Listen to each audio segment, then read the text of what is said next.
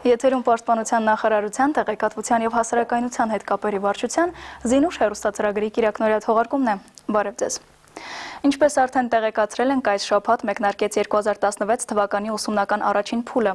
Բոլոր զորամասերը սահմանված ժամին անցկացրին հանդիսավոր միջոցառում եւ ելույթներից ու շնորհավորանքներից հետո անցան ուսումնական պլանով նախատեսված պարապմունքներին ու դասընթացներին։ Փետրվարի 15-ի վաղ առավոտյան բոլոր զորամասերն ու բոլոր ստորաբաժանումները մեկ շարքով ու մեկ մարդու պես շարվեցին շարահրապարակում ու եռագույնի մարտական դրոշի ու օրհներգի ուղեկցությամբ ազդարարեցին 2016 թվականի ուսումնական փուլի մեկնարկը։ Առաջիկա օրերին ու ամիսներին զինծառայողները կմասնակցեն ուսումնական պլանով նախատեսված տեսական ու գործնական պարապմունքներին, ձգտելով եւս մեկ տարի ու եւս մեկ ուսումնական փուլ ամփոփել գերազանց ցուցանիշներով։ Մեծ ոգով ու սրտով կատարենք մեր առջև դրված խնդիրները, ավելի մասնագիտորեն մոտիկանանք, որի գրավականը պետք է լինի 2016 թվականի մարտական պատրաստությունը։ Ուսումնական փուլը ոչ միայն պլանային ու ամենամյա միջոցառում է զինված ուժերի համար, այլև տոն է հանդիսավոր արարողություն ոչ միայն մարզվելու, այլև այդ շրջանում նոր ռեկորդներ գրանցելու առումով։ Այնպես որ մինչև ուսումնական առաջին փուլի ավարտը զինծառայողները կկարողանան անհատական ու թիմային միջոցառումներում արժանանալ զինված ուժերի ղեկավարության գնահատականին։ Արդեն մի քանի օր է, ինչ ազգային բանակի ուսումնական զորամասերում մեկնարկած ուսումնական փուլը լիակատար հունի մեջ է մտել։ Նման օրինակ ստորաբաժանումներում զինվորները ձեռք են բերում մասնագիտական հմտություններ, դառնում կապավորներ, հետախույզներ, խոհարարներ։ Զինված ուժերի թիկունքի կրտսեր մասնագետների պատրաստման ուսումնական գումարտակի առօրյային ու ուսումնական փուլի մեկնարկին է անդրադարձել իմ գործընկեր Հարություն Չակմիշյանը։ Զինված ուժերի թիկունքի կրտսեր մասնագետների պատրաստման ուսումնական գումարտակում մասնագիտական գործընթացն արդեն սկսվել է։ Գումարտակի ուսումնական վաշտը 2015 թվականի պատրաստության պլանի արդյունքներով ճանաչվել է թիկունքի վարչության լավագույն ուսումնական վաշտ։ Տեսական ու գործնական պարապմունքների արդյունքները կերևան այս ուսումնական փուլի վերջում, երբ 7 տասնյակ մասնագետներ կտեղափոխվեն իրենց հիմնական զորամասեր, որպես պատրաստված խոհարարներ։ Ժամկետային զինծառայողները մեկնելու են հիմնական իրենց ծառայության վայրերը, որտեղ տանելու են մարտական ծառայություն, մարտական ծառայության հետ միասին նաև ապահովելու են դիրքերում նորմալ եւ որակյալ սնունդով, այսինքն իրենց հենց մասնագիտությամբ, խոհարարի մասնագիտությամբ։ Զինվորները շատ լավ են պատկերացնում իրենց պարտականություններն ու մեծ պատասխանատվությամբ են մոտենում իրենց մասնագիտությանը։ Այլ զորատեսակները կօգնեն զինվորներին մարտական գործի ընթացքում։ Սակայն խոհարարի մասնագիտությունը պակաս կարևոր չէ մարտունակ զինվորներ ունենալու համար։ Մենք դեռ նոր ենք սկսել սովորելը, բայց արդեն բավականին բաներ գիտենք, թե որ քանի օրը մեկ է տրամադրվում ձուկը, միսը, ինչ չափաբաժիններով, ինչպես պետք է եփել ժամանականակը։ Ծառայության առաջին մի քանի ամիսների ընթացքում զինվորները ծանոթանում են ճաշացանկին, որը մեծապես տարբերվում է քաղաքացիական սննդից։ Սակայն այստեղ ծառայող նորակոչիկները չեն մոռանում իրենց զինվորի կոչման մասին։ Նրանք սովորում են զենքը ճիշտ բանեցնել, շարային քայլ, կատարելագործում են ֆիզիկական պատրաստությունը։ Իմ հետագա ծառայությունը պատկերացնում եմ իմ զինծառայող ընկերների հետ, իրանց համար լավ համեղ ուտելիքներ պատրաստեմ, որ իրանք լավ սնվեն եւ ես էլ հետները պաշտպանեմ մեր հայրենի հողը։ Մի քանի ամիս անց նրանք բոլորը հեռանալու են այս զորամասից։ Հիմնականում սահմանային զորամասեր տեղափոխվող այս զինծառայողները շատ լավ են պատկերացնում իրենց ծառայողական քարտեզը։ Իրենց խոսքերով խոհարարի գործը միայն համեղ սնունդ պատրաստելը չէ։ Զենքը ձեռքին այս զինվորները կանգնելու են սահմանին կանգնած մարտիկների կողքին, քանի որ այնուամենայնիվ ցանկացած հայ զինվորի կոչումը հայոց սահմանները ամուր ու անառիկ պահելն է։ Ուշադրություն բոլոր նրանց, ովքեր փնտրում են աշխատանք։ Հայաստանի Հանրապետության զինված ուժերում գործում է պայմանագրային ավագ սերժանտների ինստիտուտը, որտեղ զինված ուժերի տարբեր ստորաբաժանումներում ծառայելու համար պատրաստվում են դասակի հրամանատարների տեղակալներ եւ ջոկի հրամանատարներ։ Պայմանագրային ավագ սերժանտների 4-ամսյա ուսումնական դասընթացին կարող են մասնակցել մինչև 25 տարեկան պարտադիր ժամկետային զինծառայություն անցած շարքային կազմի պահեստազորայինները եւ զինված ուժերում մինչև 18 ամիս ծառայած պարտադիր ժամկետային ծառայողները, ովքեր ունեն միջնակարգ կրթություն եւ պիտանի են շարային ծառայության համար։ Ուսումնառության ընթացքում կուրսանտները կստանան 92,000 դրամ ամսական բավարարում, իսկ ուսման ավարտից եւ զորքերում ծառայության անցնելուց հետո 150,000 դրամ աշխատավարձ։ Ծառայության ընթացքում ավագ սերժանտները կօգտվեն Հայաստանի Հանրապետության օրենսդրությամբ զինծառայողների եւ նրանց ընտանիքի անդամների համար նախատեսված սոցիալական ապահովման բոլոր իրավունքներից եւ արտոնություններից։ Այսպիսով ձեզ առաջարկվում է պատվաբեր ծառայություն եւ երաշխավորված աշխատավարձ։ 2016 թվականի հունվարին անցկացված Զորակոչի շրջանակում ազգային բանակի շարքերը համալրած երիտասարդներն այս օրերին երթվում են անձնվիրաբար ծառայել հայրենիքին։ Երթման արարողություններն էլ արդեն վաղուց վերածվել են տոնի, որին ներկայ են լինում նաև զինծառայողների հարազատները։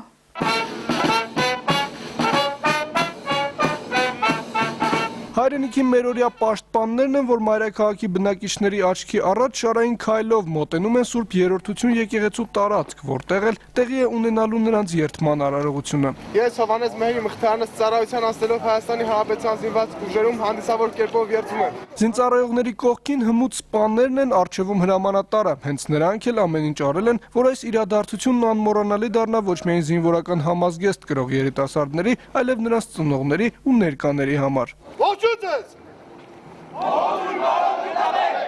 Մեկ առ մեկ ու գլուխները բարձր երիտասարդները երթվեցին անձնվիրաբար ծառայել հայրենիքին ու կատարել հրամանատարների հրամանը։ Սրանք իհարկե խորհրդանշական ակնթարթներ են խորհրդանշական վայրում, որպեսզի ծառայության 2 տարիների ընթացքում Աստծո օրհնությունը միշտ ուղեկցի երկրի անվտանգության երաշխավորներին։ Մենք բոլոր նահատակված հերոսներին խոստանում ենք, որ եկել են իրենց արժանի փոխարինողներ, եւ մեր ուժը պետք է սարսափեցնի դավադիր մարդասպան ազերիներին։ Երթման հանդիսավոր արարողությունից հետո ամբիոնին մոտեցավ Զորամասի հրամանատարը գնդապետ Արտակ Տոնոյանը, շնորհավորեց Զորամասի անձնակազմը նոր համալրած զինծառայողներին ու նրանց ծնողներին, նորօրյա պաշտպաններին հորդորելով ծառայությունն անցկացնել սիրով ու բարեխղճությամբ։ Ձեր գիտակցության մեջ հավերժորեն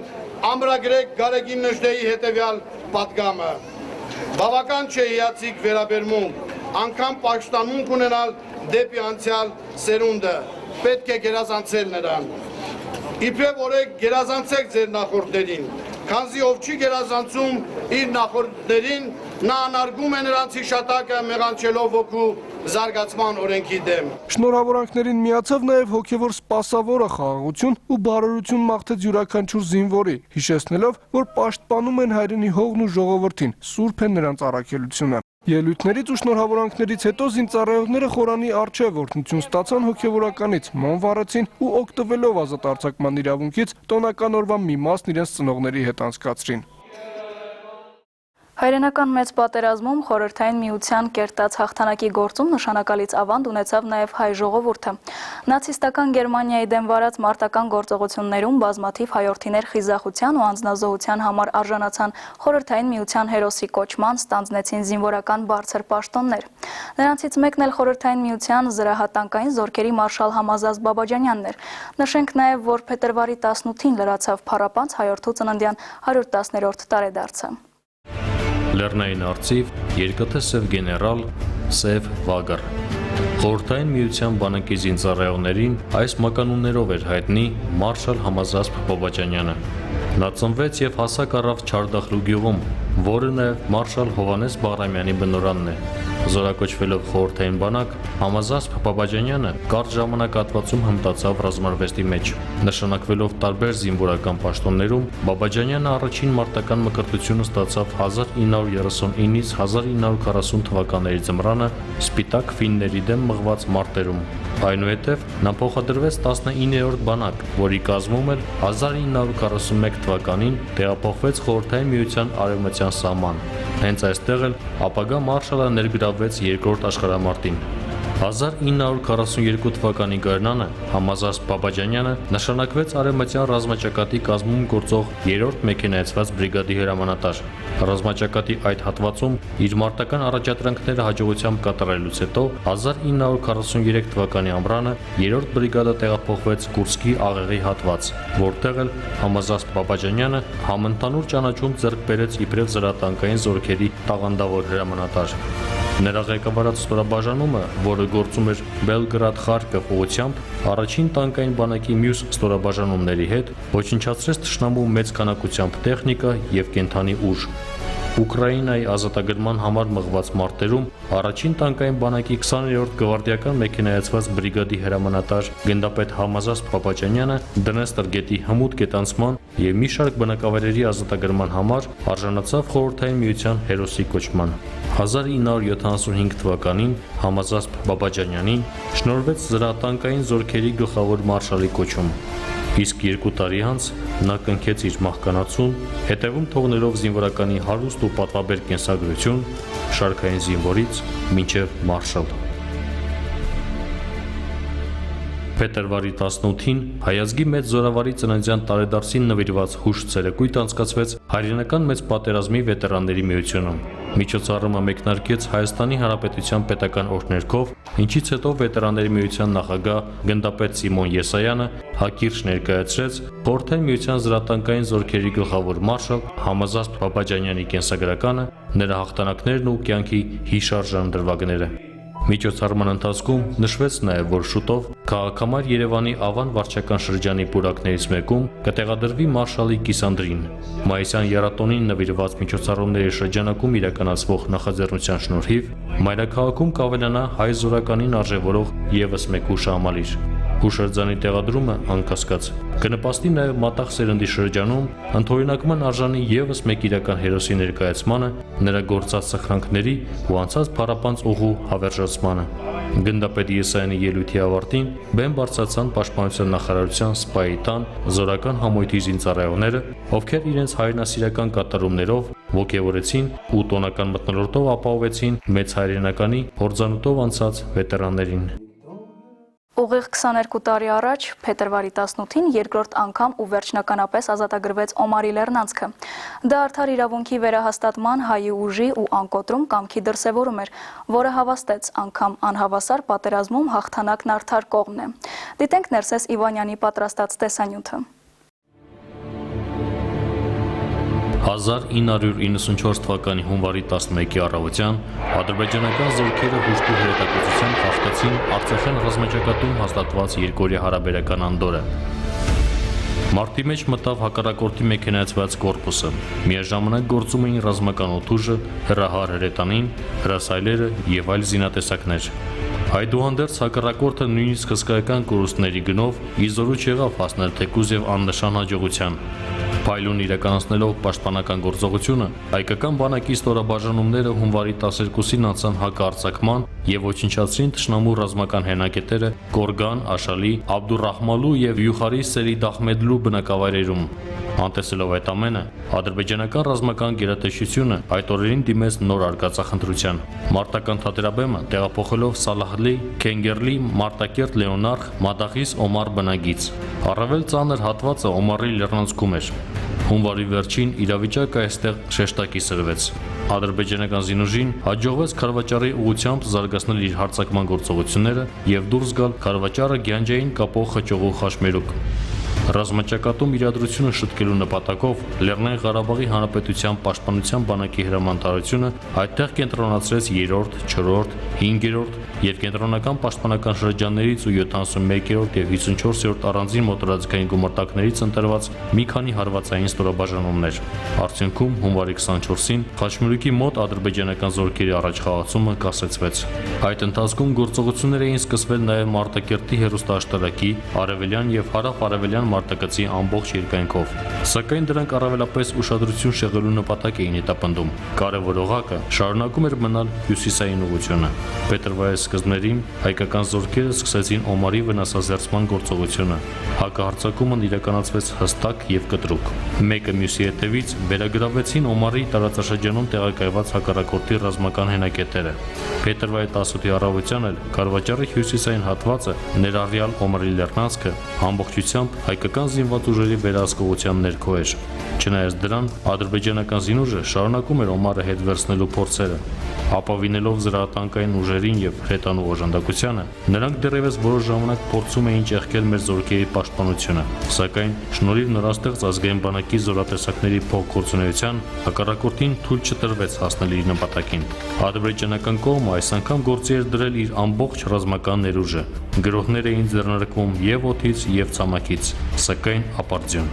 Հաջողությունը ուղեկցեց նրան, ով կամքով արի էր, անկոտրում եւ արդար։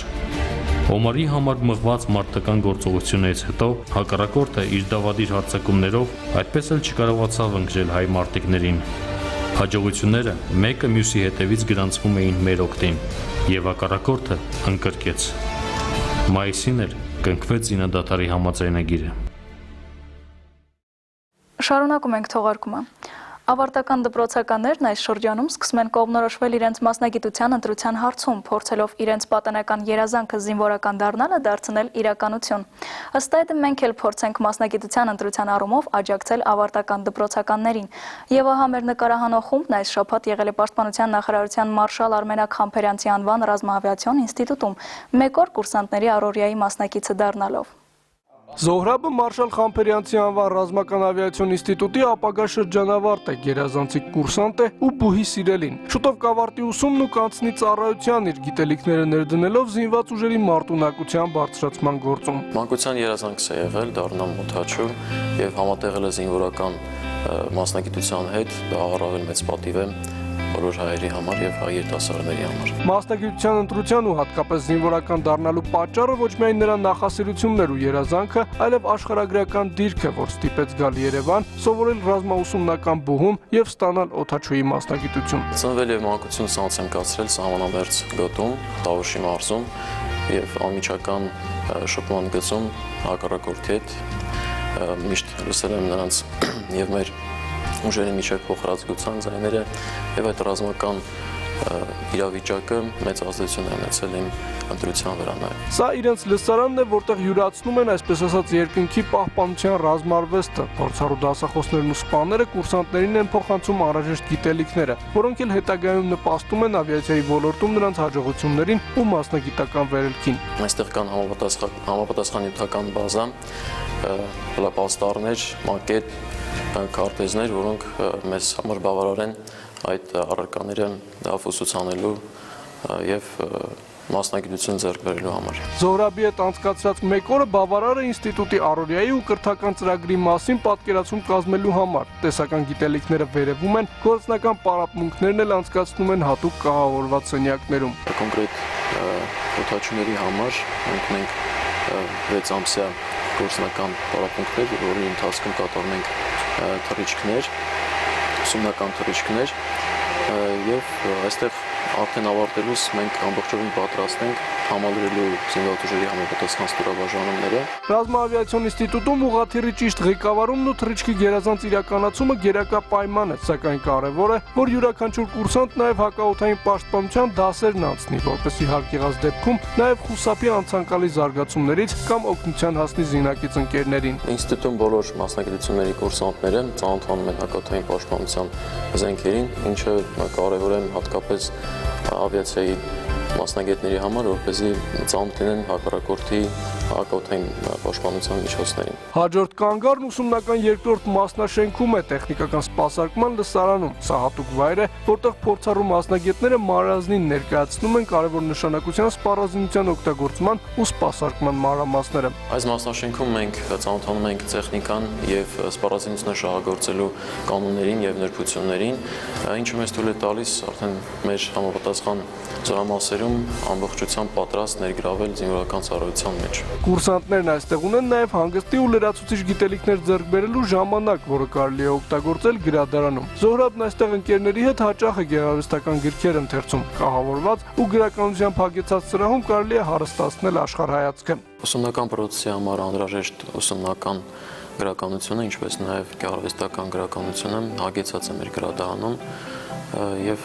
գրքերի պակաս ուսումնառության process-ում մենք չենք ունենում։ Այսքան ինստիտուտի առօրյայի միայն փոքրիկ մասն է, բանն այն է, որ բուհում բազմաթիվ լսարաններ ու սրահներ կան յուրաքանչյուրն իր նշանակությամբ ու դերով։ Հետևաբար այստեղ պետք է սովորել ու վայելել կուրսանտական տարիները, ձեռք բերելով մարդկային ու մասնագիտական բարձր որակներ։ Պաշտպանության նախարարության օժանդակությամբ այստեղ ստեղծած են բոլոր հնարավոր պայմանները ռազմամասնագիտական գիտելիքների ձեռքբերման համար, ինչպես նաև կրթադաստիարակչական գործունեություն ծավալելու համար, քանզի բոլորս գիտենք, որ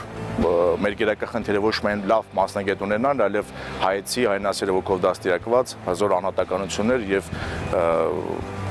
կայացած սպաներ դաստիարակերներ։ Եվ գլխավորը ինստիտուտի այս հարկում այն գերազանցիկների ու շրջանավարտների լուսանկարներն են, ովքեր բարձր են պահել հայկական զինուժի պատիվն ու ռազմական ավիացիան օգտագործել ի նպաստ մեր երկրի անվտանգության։ Հայաստանի Հանրապետության Պաշտպանության նախարարությունը հայտարարում է 2016-2017 ուսումնական տարվա Պաշտպանության նախարարության Վազգեն Սարգսյանի անվան ռազմական եւ Մարշալ Արմենակ Համբերյանցի անվան ռազմական ավիացիոն ինստիտուտների արական եւ իգական սեռի, Ռուսաստանի Դաշնության եւ ՀԱՊԿ անդամ պետությունների, ինչպես նաեւ Պաշտպանության նախարարության պատվերով Հանրապետության բուհերում եւ Երևանի Պետական Բժշկական համալսարանի քոլեջում հատկացված տեղերի միայն արական սեռի ներկայացուցիչների ընդունելություն։ Ռուհերի ընդունելությանը կարող են մասնակցել Հայաստանի Հանրապետության եւ Լեռնային Ղարաբաղի Հանրապետության 18-ից 23 տարեկան քաղաքացիները։ Պաշտպանության նախարարության պատվերով բուհերում հատկացված տեղերում կարող են ընդունվել Հայաստանի Հանրապետության հանրակրթական ուսումնական հաստատությունների ավագ դպրոցների, իսկ քոլեջում հատկացված տեղերում միջին դպրոցների 2016 թվականի շրջանավարտները։ Պաշտպանության նախարարության ռուհերի դիմորդները համապատասխան հաստատություններ պետք է ներկայացնեն մաթեմատիկա եւ ֆիզիկա, իսկ Ռուսաստանի Դաշնության եւ ՀԱՊԿ անդամ պետություններին է բացի նշվածից նաև ռուսերեն առարկաներից միասնական քննության վկայագիր։ Բուհերում եւ քոլեջում հատկացված տեղերի ընդունելության մրցույթն անցկացվելու է ընդհանուր հիմունքներով Հայաստանի Հանրապետության կառավարության որոշմամբ հաստատված ընդունելության կարգերի համաձայն։ Ընդունելությանը մասնակցել ցանկացող դիմորդները փաստաթղթերի ձևակերպման համար մինչև 2016 թվականի մարտի 1-ը պետք է դիմեն բնակության վայրի զինկոմիսարիատներ։ Լրացուցիչ տեղեկությունների համար զանգահարել 29 45 84 29 45 73 հեռախոսահամարներով։ Լույս է տեսել Հայաստանի գրողների միության անդամ, արձակագիր, սցենարիստ Անահիտ Արփենի «Անահիտի աղբյուր» փաստագրական վեպը,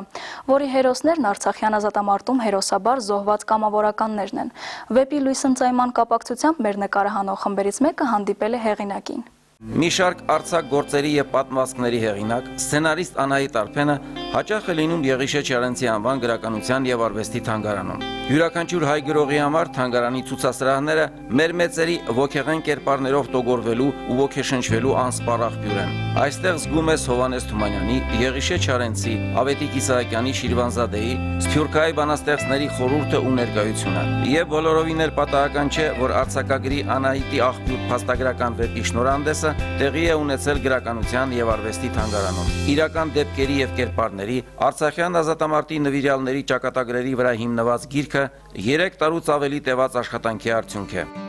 Պատահաբար իմացա, որ Անահիտի աղբյուրը ակումքը պատերազմի տարիներին վնասվել է, ջուրը հոսել է խառնվել գետին, ժողովուրդը չեն կարողացել ջուր վերցնել աղբյուրից, ու մի զինվոր, Արմավերցի մի տղա վերանորոգել է այդ աղբյուրը, հետո հայ զինվոր լրագրում իմացա, որ այդ տղան Հրանտ Մկրտչյանն է, ուսումնասիրեցի, իմացա, որ երկրորդ դպրոցում է սովորել, գնացի, հանդիպեցի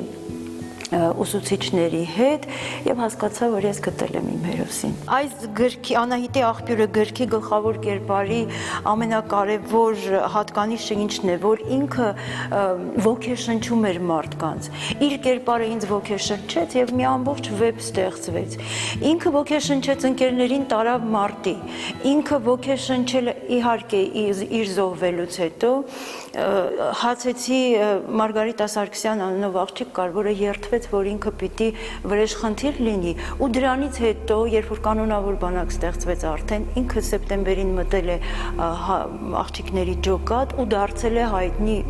դիպուկահար։ Լեռնային Ղարաբաղի Հանրապետության Մարտունու շրջանի Հացի, Նորշեն եւ այլ բնակավայրերի աննկուն պաշտպանների Հրանտ Մկրտչյանի, Մարգարիտա Սարգսյանի, Աբել Արստամյանի եւ նրանց մարտական ընկերների մասին է Անահիտի աղբյուր վեպը։ Մեր նորօրյա հերոսների սխրանքի ու կյանքի գնով են պահպանվել հայոց բնորան Արցախ աշխարհը հարուստ պատմությունն ու անկրկնելի պատմամշակութային կոթողները, որի անբաժան մասն է նաև Անահիտ Աստվածու պաշտամունքի հետ կապված վաղնջական շինությունը։ Այսօր խաղաղ են Հացին, Նորշենը, Արցախի մյուս բնակավայրերը, իսկ 1992-ի օգոստոսին այստեղ կատաղի մարտեր էին ընթանում ադրբեջանցիների հերոսակախմբերի դեմ։ Օգոստոսի 15-ի լույս 16-ի գիշերը Հացիի դիրքերում հերոսաբար զոհվեց 25-ամյա ազատամարտիկ Հրանտ Մկրտչյանը։ Նա մարտնչեց մինչև վերջ, ձեռնամարտի բռնվելով իրեն շրջապատած մեծականակ թշնամիների հետ։ Կենսականորեն Անահիտի աղբյուրը այն ակունքն է, որից եւ կենսականորեն եւ մշակութային առումով սնվում է ազգը,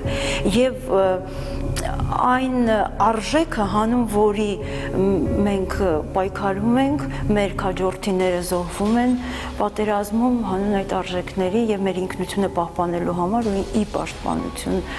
մեր հայրենիքի։ Անահիտի աղբյուր վեպի արցախյան շնորհանդեսը կկայանա մայիսին, եռատոնի տոնահանդիսությունների ժամանակ։ Անահիտ Արփենը կմեկնի Լեռնային Ղարաբաղ եւ Արցախահայությանը կներկայացնի իր ստվարածավալ վեպը։ Արձակագրի ջանքերի շնորհիվ բացվել է արիության համար մեդալի ասպետ Հրանտ Մկրտչյանի անունը կրող ինտերնետային էջը։ Նոր սերնդի հայ գրողների համար Արցախյան ազատամարտի թեման նաեւ բազում մարդկային ճակատագրերի հետազոտման, գեղարվեստական վերաիմաստավորման եւ ստեղծագործական ոգեշնչման անսպառ աղբյուր է։ Թողարկումը եզրափակենք Երևանի Ռուբեն Սևակի անվան համար 151 դպրոցում կայացած միջոցառման ներկայացմամբ։ Նշենք, որ Զինղեկ գնդապետ Ռուբեն Գրիգորյանի նախաձեռնությամբ օրերս կայացած ինտելեկտուալ խաղմրցույթը նվիրված էր հայոց բանակի կազմավորման 24-րդ տարեդարձին։ Քանի որ դպրոցում ձմեռային արձակուրդները երկարացվեցին, զինված ուժերի կազմավորման տոնը գնդապետ Ռուբեն Գրիգորյանի նախաձեռնությամբ որոշվեց նշել փետրվարին ինտելեկտուալ խաղմրցույթի ձևաչափով։ Այստեղ մրցում էին 9A և B դասարանների աշակերտները, իսկ Զինղեկի կողմից նախապատրաստված հարցերը հիմնականում ռազմական ուղղվածության էին։ Դպրոցի տնօրեն Իզաբելլա Մարգարյանի խոսքերով նմանօրինակ միջոցառումները կարևոր են մատաղ սերնդի հայրենասիրական դաստիարակության, ինչպես նաև բանակ-դպրոց կապի ամրապնդման գործում։ Հատկանշական է նաև այն փաստը, որ մրցույթի մասնակիցները ուսումնական կիսամյակի ավարտին կայցելեն ազգային բանակի զորամասերից մեկը, հանդիպելու հայ սահմանապահ զինվորներին և ծանոթանալու նրանց օրակարգին։